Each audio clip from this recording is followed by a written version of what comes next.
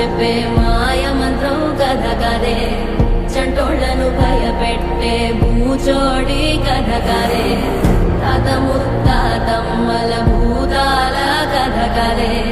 విక్రమాదిత్యుడు చెప్పిన వేదాళుడి కథ కదే, దీపము నుండి దెయ్యం వచ్చే అల్లావుద్దీన్ కథ కదే, ఇది ముడత చర్మం ముసలి చెప్పే కథ